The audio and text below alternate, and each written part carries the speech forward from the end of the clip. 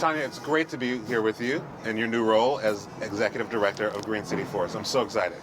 And I'm happy that we're here at Wagner Houses because we're friends because you were my boss at the New York City Housing Authority. That was a long time ago. And I want to know how you got from there to Green City Forest and now into this role as Executive Director. Well, I mean, it's kind of, we've both had some really interesting journeys since 2012, I guess it was. Yeah. And so yeah, you've gone on to be an amazing journalist and professional artist, really. And I have basically spent my time at NYCHA as a platform to really understand what are the opportunities to really create impact on a larger scale for young people. And so after being at NYCHA, I got recruited by Green City Forest, who was an employer partner. And GCF was one of the few places where, as a NYCHA employee, I really respected their authenticity and how they wanted to pursue connection to NYCHA young people and communities.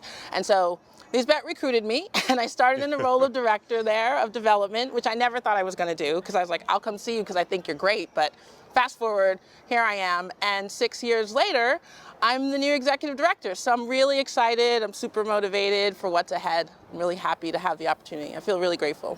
Wow. So what is it in your background, your life really, that made you get into this work, sort of service provision, service in general? How did you arrive at that as a life calling, really? Well, it was definitely not a straight line. I took a lot of turns, and if there was an AmeriCorps program when I was in college, I'm pretty sure I would have pursued it, because growing up, I always had jobs that were around working with young people, trying to be helpful.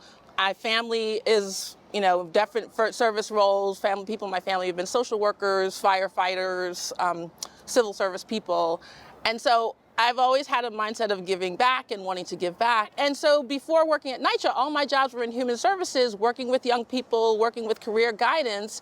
And after working at NYCHA and being exposed to the whole capacity of needs for supporting the success and vibrant lives of residents, those two combined led to this opportunity of Green City Forest, which is a perfect mix of my background in working with young people, my background and commitment to providing economic opportunity through career coaching in other different roles I've had, and really being able to be a leader in supporting other leaders from NYCHA, which in itself is really, so critically valuable. The world needs to understand the valuable contributions of 1 in 15 New Yorkers from NYCHA and what that means. And we need to provide opportunities for them to have a platform for success. Yeah. So you mentioned AmeriCorps, and I'd love for you to give us just a little bit of history. I know this is a big anniversary for Green City Forest as well. Yeah. Just a bit of history about Green City Forest's history, how it came into being, and what are the sort of changes in its mission and focus over time, and where do you think it's headed in the future? Sure. Well, our co-founder and initial executive director, Lisbeth Shepard, is a social entrepreneur. And so she, in the early part of her career, went to France, began a national service program, which has now become a model for national service that started as a pilot idea. Then she went to the West Coast and worked with Van Jones, learning about the green collar economy and the need for environmental justice. And then she brought that work to New York City and identified NYCHA as a city within the city. So in 2009, when we were founded, the idea was take this idea of reimagining what can happen within the model of NYCHA and have it become something replicable across the world. So in a lot of ways, what we've been doing all along has been about what the future plan is. It's been about lifting up young people as leaders, looking at real problems, really being innovative and thoughtful about how they can be resolved, whether it be environmental, economic, racial, or a combined intersection of injustices, and really collaborate with city, state, national, and most importantly, local leaders and community members to design solutions that are systemic, that can actually break the cycle of poverty and really reimagine what the future of urban cities can look like in an equitable and just way. So that has been the past. I started with our 9th cohort. Now we're at cohort 21. It's super exciting. I can't believe, like, over 500 graduates who are doing amazing things, like Domingo, who we're featuring today, and other phenomenal NYCHA leaders like Richie Torres, who's hopefully on his way to Congress. Like, it's just really inspiring to see what's possible, especially in 2020, in this like epic moment of horror in so many ways. It's also opportunity. Yeah. So me being in this position of executive director is really a humbling call to action. Like, I mean, I've been working in, the space of trying to provide justice in lots of different ways in my whole career. Yeah. And now more than ever, it's critical that we all step up and we stand for what we believe in and fight for what we believe in. And part of that means, using our voices, using the voices of the underserved, and really messaging what change needs to be, and like getting investment and collaboration and dedication to making sure that we're fighting for what the future needs to look like. So for GCF, practically that means we want to be in all of NYCHA. We would love to have opportunity to hit all the 50,000 young people who are there and have them have a platform for leadership and opportunity through our program. Right. We want to partner with other workforce and green economy drivers through our green economy network partnerships with city and local organizations and other nonprofits. We want our young people to take their experience and go out to other parts of the world and replicate it and have that be a vision that started with their time with GCF. Yeah. And then we want to grow. We want to partner nationally and globally. A couple of years ago, I was invited to come to Barcelona, actually. Cool. Because in Barcelona, they had economic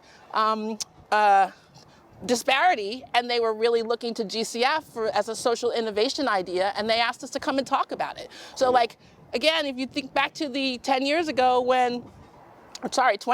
really, when Lisbeth was in France and she was with two other people, they had an idea. Right. And now there's thousands of people doing that vision of the idea.